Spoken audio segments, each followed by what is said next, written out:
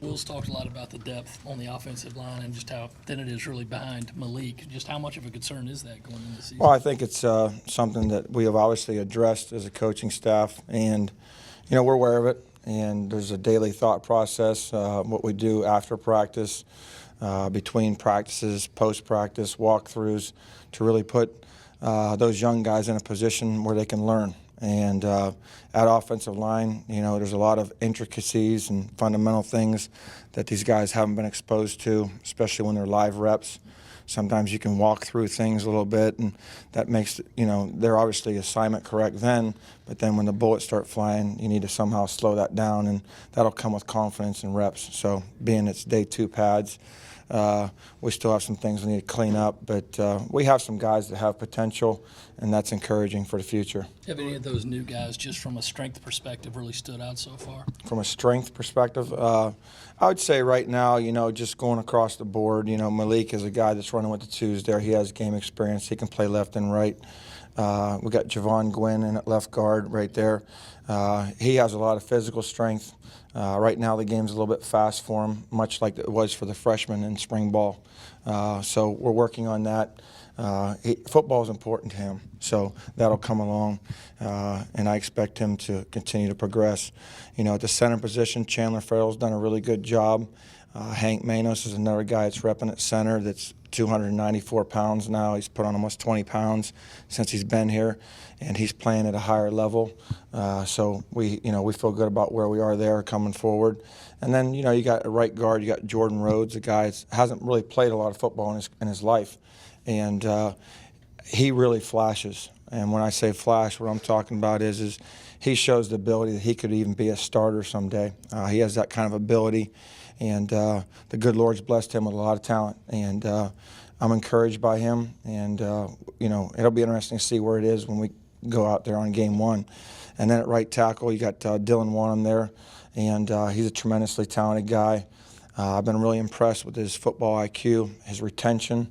You correct him one time, and you don't have to usually correct him again unless he's like real tired or something and just has a lapse. But he's got a bright future ahead of him, and we feel good about that group of guys right there, giving us a good 6, 7, 8, 9 potential there. And I've really never been anywhere where you really ever had more than hopefully 8. But we showed last year we had to play with 9 different ones. So we'll get them ready though. I'm encouraged by that. And how important was it to get that kind of experience from those guys? I know it hurt you during the year a little bit, but how much does it help you going into this year? Well, there's no doubt it's going to help us. And Coach Muschamp, his awareness and his ability to look a year down the road really. And he enables us as coaches to get those guys extra opportunities to do that, get extra reps in practice, those kind of things. And his foresight is really what's going to make a difference with our program. How have you seen Blake Camper develop over the last year or so to move into right tackle? Blake basically, saw the light, I guess you'd say. He made a decision basically this past winter here, that he was going to change his body. He was going to do the things away from the building here when you're not here to become a good football player. And he changed his body, his commitment, his confidence is at a higher level.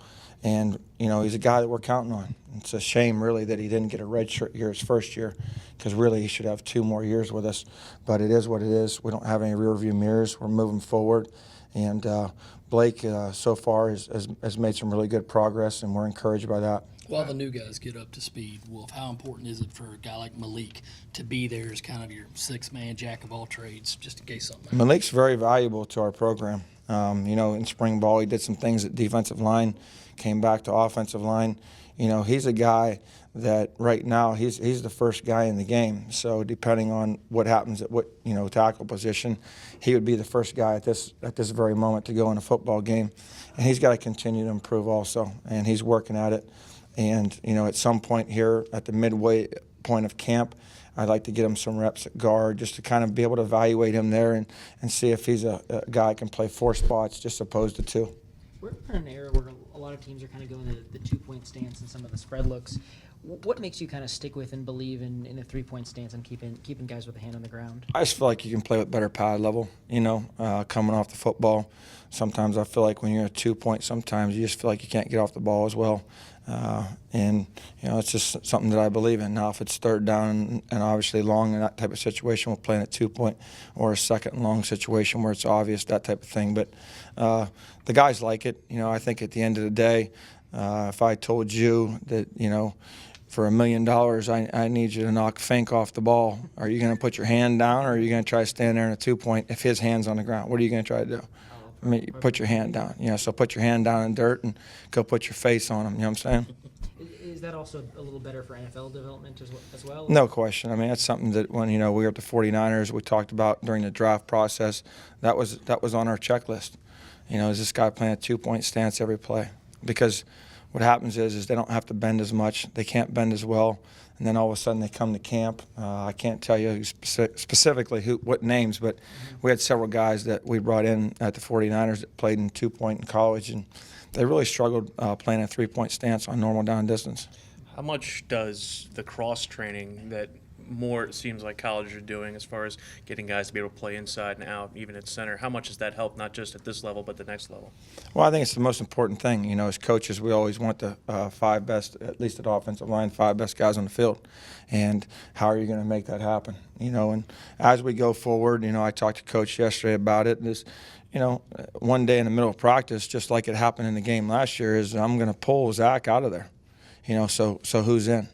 I'm going to pull Camper out of there. I'm going to pull Donnell out of there in the middle of a drive. And I'm not going to tell the offensive player that we're doing this substitution, but that's the kind of response I want to see. Also, it's an evaluation process for me, is all of a sudden say it's Rhodes Day. I throw Rhodes in there one day. I want to see if he can handle it, or is he going to go absolutely nuts on me? When you put Hutcherson in last year, I'm sorry? when you put Sedarius in last year, did you think he was ready? You know what? One thing about Sedarius is he loves the game of football. He's athletic. He's strong. He has power. At this time last year, we were still in a learning process, constantly quizzing him, having interactive meetings, those kind of things, just keeping him dialed in.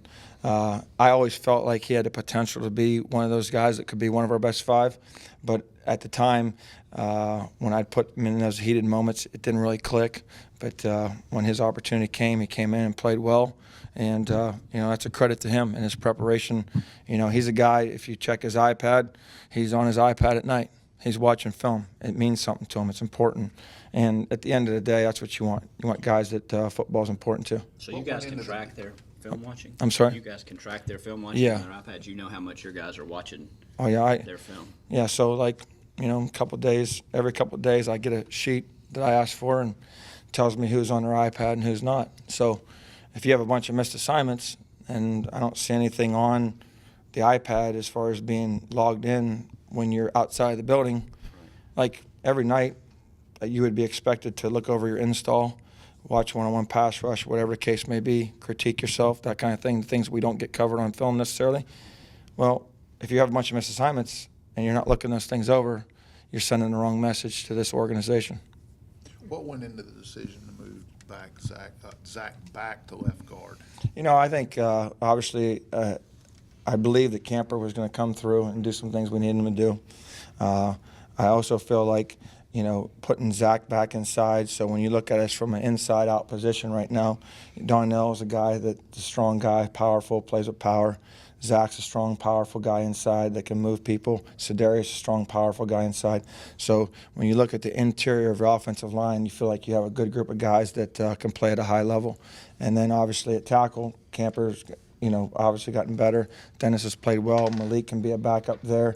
And then we're hopeful that obviously Dylan Wanham and those guys can continue to come along and be a guy there for us. What does Zach need to do better, not only for you, but to enhance his ready himself for the NFL? I think the thing that we talk a lot about is just being consistent, being a dependable guy, being a detailed guy. And a lot of that is when guys get tired, sometimes those things go by the wayside.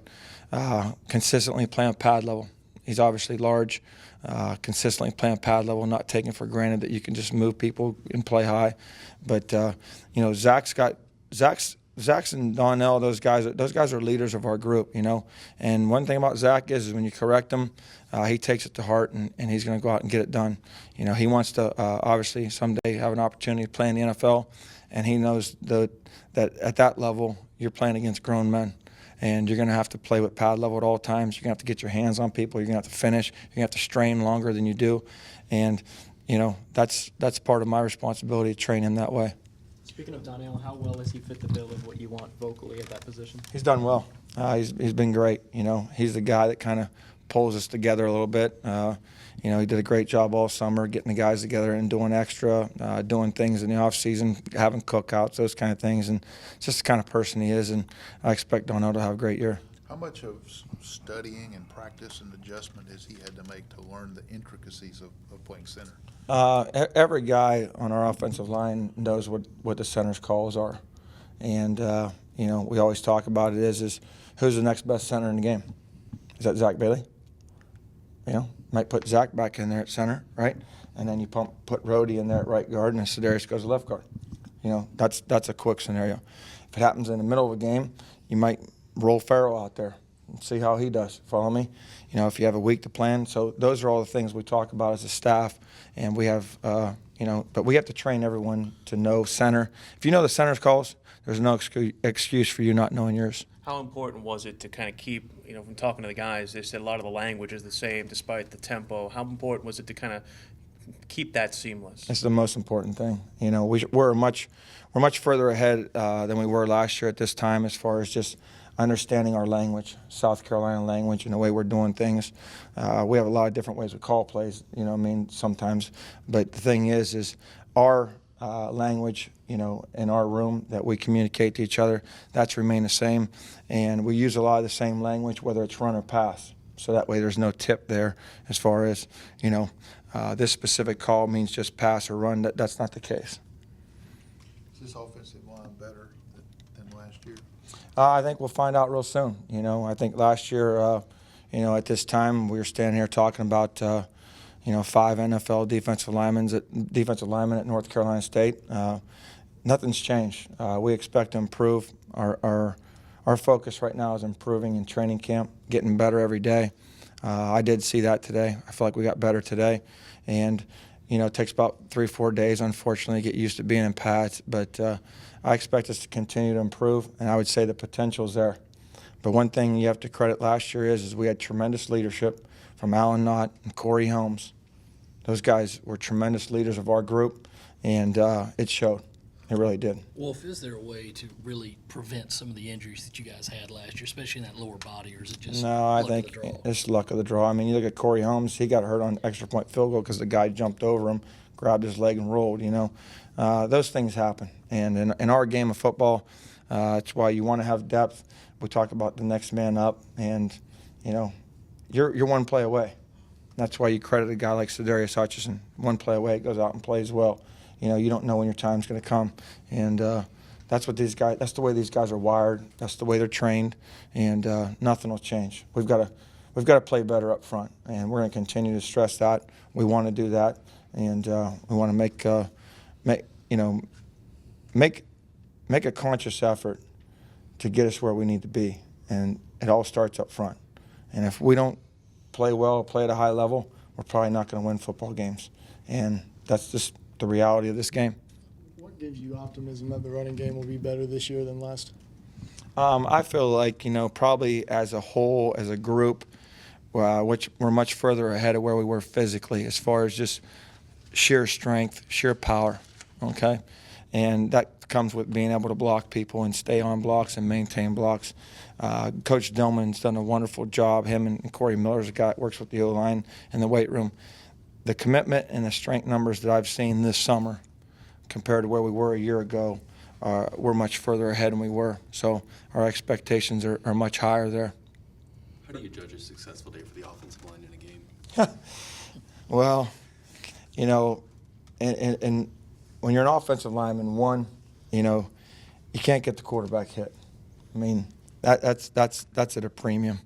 And we all know that if we give up a bunch of hits on Jake Bentley, we're going to have a problem.